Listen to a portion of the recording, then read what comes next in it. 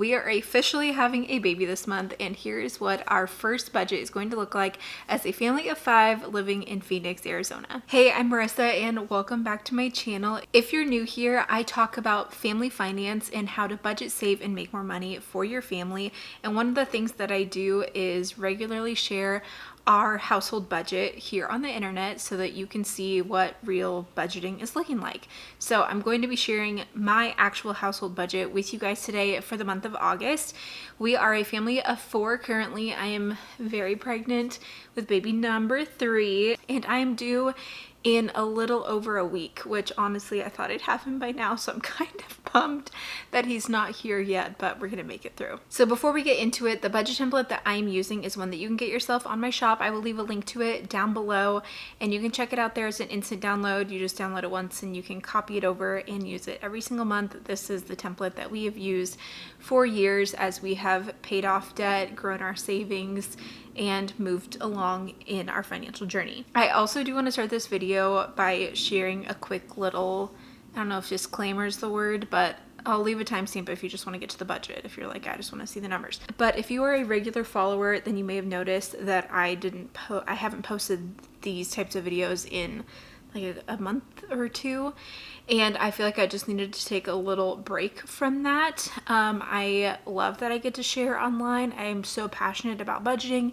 and helping people budget. I've been sharing my budget online while we were paying off debt, while we were living in a tiny 1-bedroom apartment, when we were buying our house, like through all of it. For many years, I've been sharing my budget through the highs and lows. I think that it can be motivating to see how other people are budgeting their money, so that's why I do share these. And I know that these have been helpful for a lot of you guys. I get lots of comments saying how these have been helpful, so that's my motivation to keep doing it.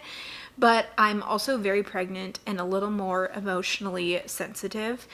And I've just seen some comments of assumptions of things from our budget report videos like this that I share, and they kind of made me feel a little upset. And so I was like, I just need to take a break because I know that I'm just a little more emotional about this because I'm pregnant with a 3rd baby, very pregnant. So that's why I haven't shared in the last couple months. So I'm just gonna pick up and keep going well where I can. But I think the biggest thing that stems from this is just the assumption that what I'm sharing online here, I try to be very cautious about what I'm sharing to keep personal things personal, but I also want to be transparent in money because I think that that is so needed to do. So I try to balance that line between being transparent and also not sharing everything online for the sake of myself and my family and my sanity.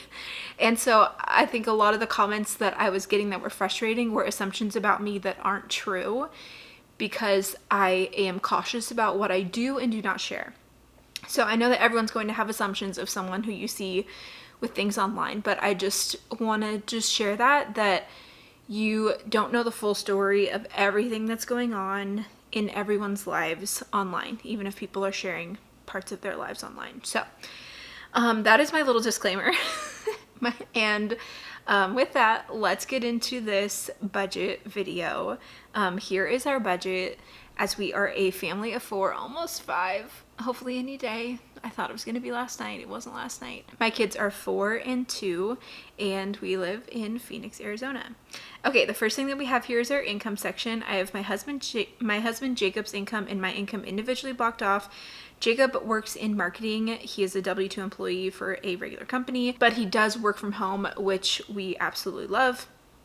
I am a stay-at-home mom with my boys, but I also do a little bit of work in things here online while they sleep, which is what they are doing now, or at least quiet time. And I also do some bookkeeping as well. So I want to be home with my kids as much as I can and be around their schedule, but we also need to bring in more income. So that is why I found ways to make money online so that I can provide some income for my family. Like I shared, I did start doing bookkeeping a year ago, and it's been so helpful for me and my family, especially to have consistent income. And I love the work that I get to do fully online, and I recently came out with a course called Next Level Bookkeeper.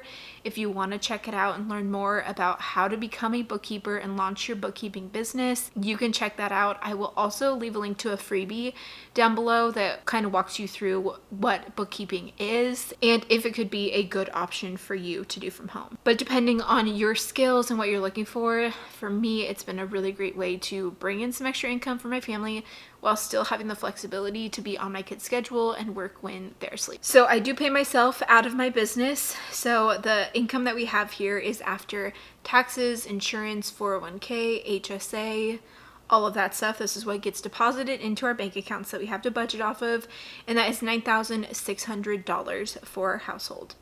Okay, next you are going to see our expenses. This is what we spend money on each month. So we have our tithe. In African New Life, we are Christians and we believe in giving to our church, other organizations. We support 2 children in Rwanda through African New Life, and we also tithe to our church. So I just have that blocked off for privacy. Next we have is our mortgage, which is $2305.60. This is just principal and interest for our mortgage. We bought our house in December 2023, so we have a higher mortgage rate at 6.6%. So it was a sad day to leave our 3.5 or 3.2% interest rate that we had on our old home in Oregon, but we do really love our home here. Next we have is HOA. We do live in a neighborhood with a homeowners association, but that is being covered for now, for the time being, with some financing incentives that we did through our builder. Next we have is natural gas. It should be $20 this month, around that, because it's Arizona summer. And an interesting thing about living in Arizona that I didn't know until we moved here in December is that the water in the summer is hot. Like, you will not have cold water in the summer because they didn't bury the pipes deep enough, so the water is just hot. So our natural gas is basically just hot water, but we rarely use that because the water is already hot. Next we have is electric. It is $220.40 for our electric bill. I was worried about $500 plus months of electric use here in Arizona, but we've been really trying to be intentional about our electric usage, which I know has saved us hundreds of dollars, as I can see in our electric portal online. So one thing that is helpful for us though is that we have a new house, a new build, so it's going to be more energy efficient. Our house is about 2,800 square feet. Next we have is trash, which is $22 a month, and then we have water, which will be around $120 each month. Next we have is internet at $50 standard, and then our phones, for mine and my husband's cell phone, is $100.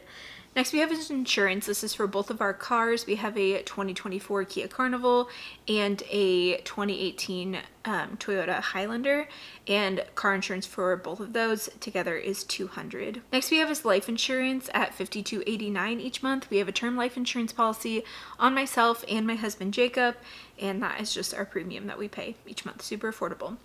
Next we have is groceries, and I'm only budgeting $500 this month for groceries. I have been budgeting closer to $650, but since we are having a baby this month, I know that we're going to be spending less on this because we spent a lot in July to prep ahead. So one thing that I did with this baby was have a nesting party instead of a baby shower. So this is my 3rd boy. We have literally basically almost everything we need. And also we moved here from Oregon in December, but honestly everyone here's been so friendly. I've already made some really sweet, wonderful friends, and I'm so grateful for that. So instead of having any kind of baby shower as a 3rd-time boy mom, I was like, what would be really helpful is having people come over and help me prep everything for a baby. So one thing that I wanted to do was have freezer meals on hand. So I invited some friends over. I bought all of the ingredients. They came over, we had a girls' night, we watched movies, ate snacks, and they helped me just make a bunch of freezer meals, dump in all the ingredients into freezer bags that I will then cook with the Instant Pot. So right now our freezer is completely full of all of these meals, and honestly we've been just kind of waiting around for this baby to come so that we can dig into that. I don't want to dig into it yet, but I'm not gonna lie, our fridge right now is pretty bare because we keep thinking, we're gonna have this baby, we'll, you know, go through the stuff in the freezer. So as of right now, we're kind of doing like a pantry clean out and our other freezer like clean out. I have all of our freezer meals in like the deep freezer, but our like regular freezer with our fridge, just going through everything that we have on hand to make sure that things are eaten up before they are expired, which is another great way to save money on groceries. That being said, we spent more in July as we prepped for that, but then August we're basically planning to just go through our freezer. So I know that we are going to be spending less on groceries. So $500 is what I have budgeted, and I'm hoping that that is like more than even what we were planning to spend. It shouldn't be a lot. Next we have is eating out. We're budgeting $150 for eating out, and then gas is $150 as well. Next we have is fun at $50. We always put something fun in here at $50. I'm not sure if we'll be doing that for the month of August as we are having a baby, but we'll see. It's there. And then miscellaneous. You always need a miscellaneous line item in your budget because there's always something random that comes up, so $100 there. And then Roth IRAs. We are working on fully funding 2 Roth IRAs this year, one for my husband, one for myself. And so we are transferring $1,400 each month into our Roth IRAs, just set up on an automatic withdrawal to go into those accounts. So by December, we will be fully funded with 2 Roth IRAs at $7,000 each. Next we have is college at $200. We put $100 into each of our son's 529 college savings plans. Hopefully I can get our 3rd son set up with his soon after he's born, and we will start that in hopefully like September or October, whenever all of that settles and we get that set up. So as a grand total for expenses, this is money that's going out of my bank account. We are planning to spend $6,550.89. Next, let's look into the savings section of our budget, or the sinking funds, things that we are working on saving for. The first thing that we have here is our emergency fund, and I think that I took my little break when we actually finished this goal.